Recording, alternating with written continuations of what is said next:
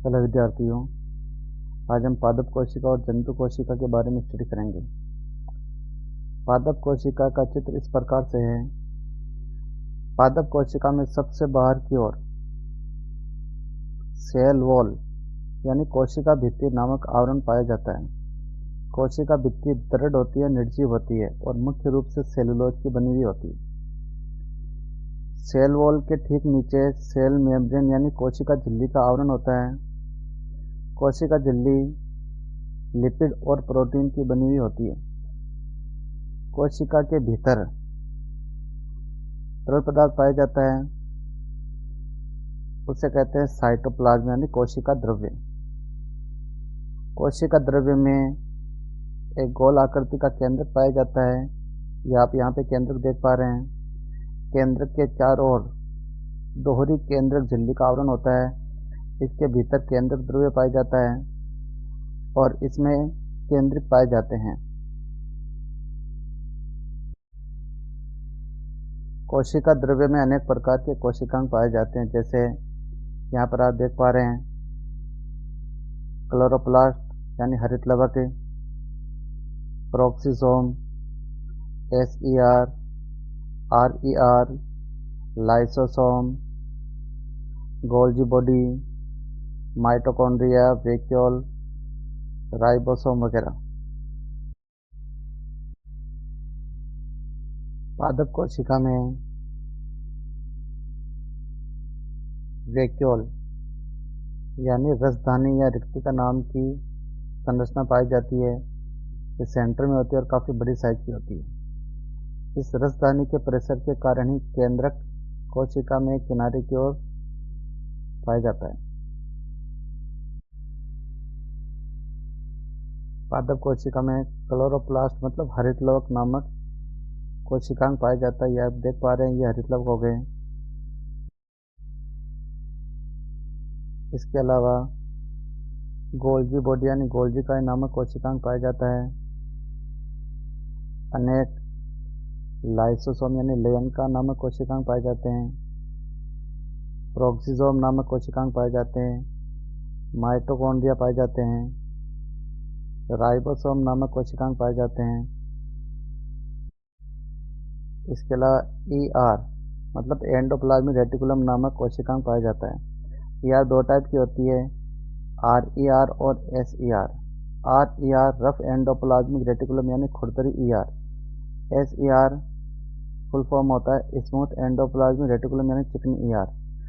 RER आप ये देख पा रहे चित्र में, आरईआर हो गई, इन पर राइबोसोम लगे होते हैं, और एसईआर इन पर राइबोसोम लगे हुए नहीं होते हैं। इसके अलावा पादप कोशिका में आपको प्लाज्मोडेस्माटा देखने को मिल जाएंगे। ये कोशिका भित्ति में ये जो आडे तिरछे जो संरचनाएं आपको दिख पा रही है, ये हो जाएंगे प्लाज्मोडेस्माटा।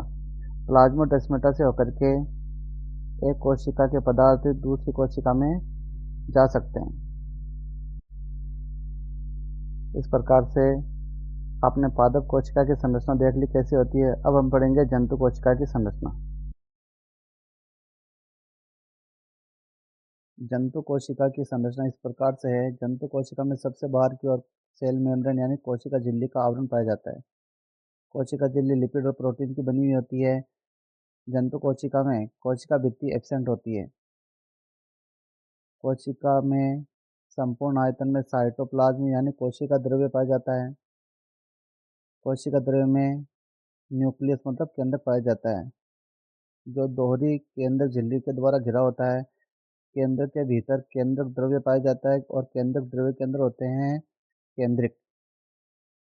कोशिका द्रव्य में अनेक प्रकार के कोशिकांग पाए जाते हैं, जैसे आप देख पा रहे हैं सेंट्रियोल मतलब तारक केंद्र। ये दो सेंट्रियोल हो गए, केंद्रक के पास में है और आपस में 90 डिग्री कोण पे ये व्यवस्थित है, और दोनों सेंट्रियोल को मिलाकर के कहा जाता है सेंट्रोसोम मतलब तारक काय, जो केवल जंतु कोशिका में पाया जाता है। इसके अलावा कोशिका द्रव्य में माइटोकॉन्ड्रिया, गोल्जी बॉडी, खुरदरी ईआर, चिकनी ईआर, लाइसोसोम, राइबोसोम और प्रोक्सिसोम कोशिकांग पाए जाते हैं।